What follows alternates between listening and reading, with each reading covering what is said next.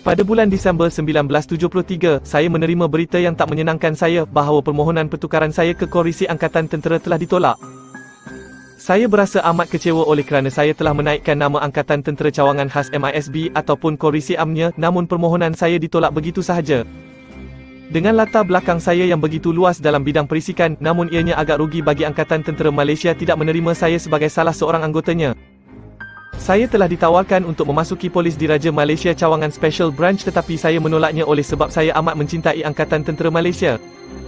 Saya menerima satu arahan baru yang mana saya akan dikembalikan ke pasukan baru saya, Regimen Kedua Peninjau, mulai 1 Januari 1974. Saya dibenarkan balik bercuti selama 14 hari sebelum melaporkan diri ke pasukan. Saya melaporkan diri ke Pegawai Pemerintah Regimen 2 Peninjau Diraja, Lieutenant Kolonel Muhammad Yusof. Alangkah terperanjat dan malangnya saya ditempatkan Skuadron 2 Peninjau, Sibu, bahagian ketiga Sarawak sekali lagi sebagai penolong ketua skuadron. Sepanjang perkhidmatan saya di dalam Angkatan Tentera Malaysia ini, boleh dikatakan 3/4-nya saya ditugaskan di bumi Sarawak. Ada setengah kawan-kawan saya pernah berkata bahawa saya haruslah memohon kerakyatan Sarawak. Semasa itu, ketua skuadron ialah Major Andrew Ong Eng Ching. Saya bersama Skuadron di Sibu tidaklah begitu lama. Saya berada di Sibu selama 6 bulan sahaja. Selepas itu, Skuadron kembali ke Semenanjung menaiki kapal Kota Raja dari Sibu ke Pelabuhan Kelang dan terus ke Kuantan, Pahang Darul Makmur. Semasa di Regimen 2 Peninjau Diraja, saya sempat membuat operasi di Batu Melintang, Tanah Merah, Kelantan, Raub, Bentong, Karak dan juga operasi banjir di sekitar daerah Pekan, Pahang. Semasa di Regimen 2 Peninjau Diraja, saya telah dihantar berkursus di 10 Regimen Latih Jurutera di Keluang, Johor untuk kursus jerangkap samar dan periuk api pada 27 April 1975 hingga 10 Mei 1975. Kemudian saya dikehendaki menghadiri khusus di Pusat Latihan Darat pada 26 Mei 1975 sehingga 22 Julai 1975 untuk muslihat pegawai rendah.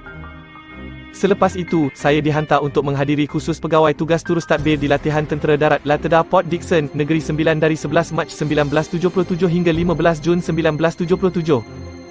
Saya telah dicalonkan untuk menghadiri kursus di Royal Australian Armoured Corps daripada 13 November 1978 sehingga 8 Disember 1978. Pada Januari 1979, saya telah ditukarkan ke bahagian Naziran Angkatan Tentera Malaysia, Kementerian Pertahanan.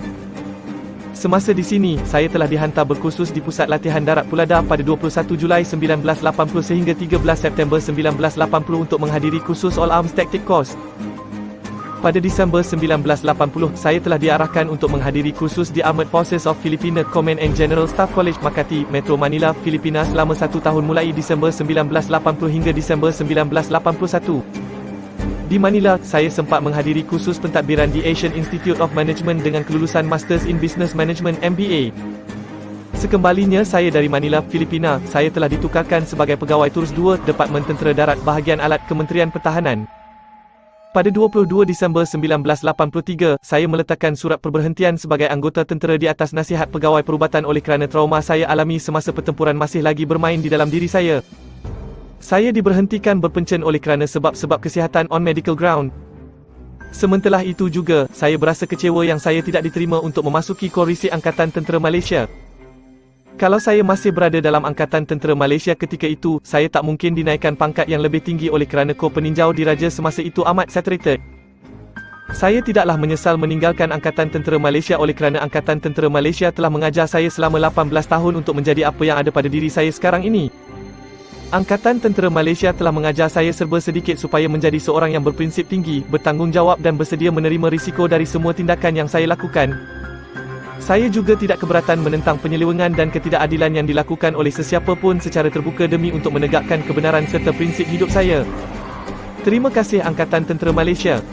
Meja Datuk Salihuddin. Terima kasih.